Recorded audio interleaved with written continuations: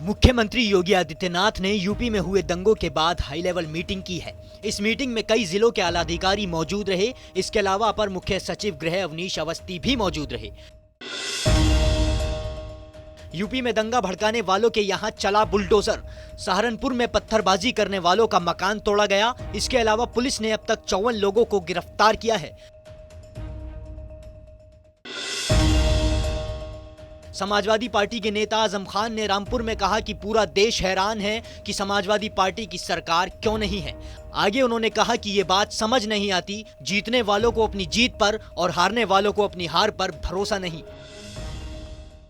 पूरा मुल्क हैरान है और हैरसता है कि उत्तर प्रदेश में समाजवादी की सरकार ये बात समझ में ही नहीं आती है क्यों नहीं बनी।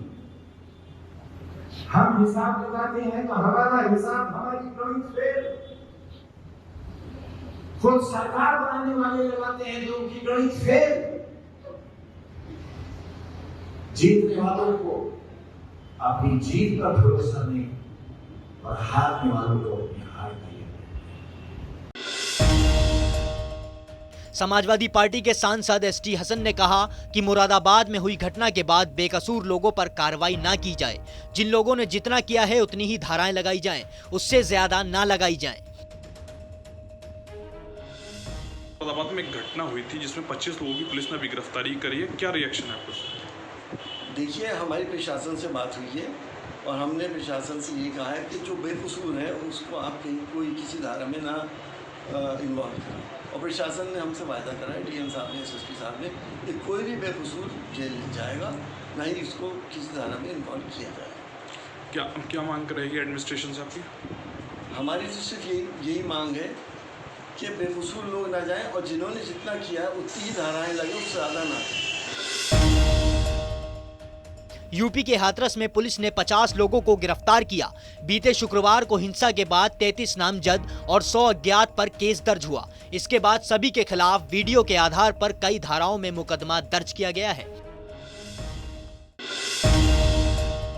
विकास दुबे और उसके बहन बहनोई की 11 करोड़ की संपत्ति कुर्क की गई।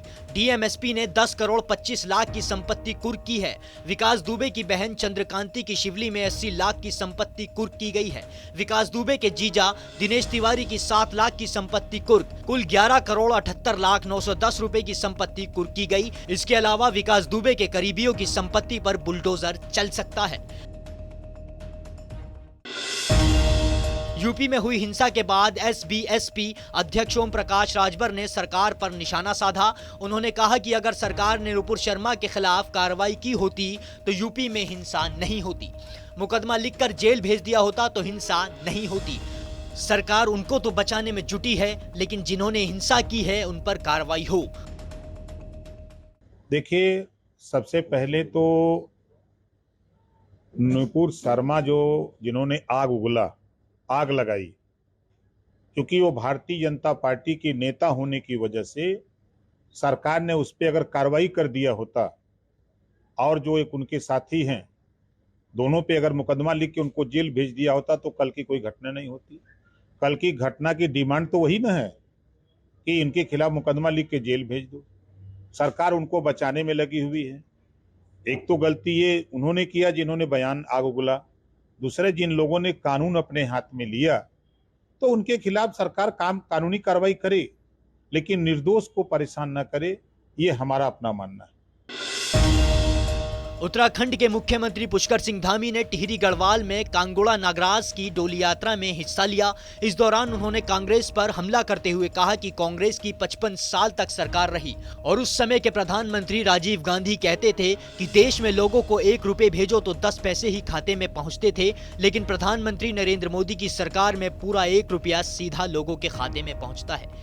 कांग्रेस पार्टी की सरकार देश के अंदर 55 सालों से भी अधिक सालों तक रही और उस पार्टी के शासनकाल में योजनाएं कुछ लोगों के लिए बनती थी, कुछ लोगों के लिए कार्यक्रम बनते थे और उनके प्रधानमंत्री उस समय के राजीव गांधी जी कहते थे कि अगर हम 1 रुपया भेज रहे हैं तो लोगों तक केवल 10 पैसा पहुंचता है। इस सब व्यवस्था को समाप्त करने का काम किसी ने किया है। अगर 1 रुपया भेजा जाएगा तो सीधे बैंक के खाते में 1 रुपया ही पहुंचेगा, उसमें से कोई कमीशन नहीं कटेगा। ये काम किसी ने शुरू किया है तो भारत मां के लाल नरेंद्र भाई मोदी ने किया है। जौनपुर में सवारियों से भरी टूरिस्ट बस ट्रक से टकराई। ट्रक की टक्कर से बस में सवार 4 यात्री घायल हो गए हैं। हादसे में एक यात्री गंभीर रूप से घायल हुआ है। यह हादसा जौनपुर लखनऊ हाईवे पर हुआ है। हादसे के समय करीब 20 यात्री बस में सवार थे।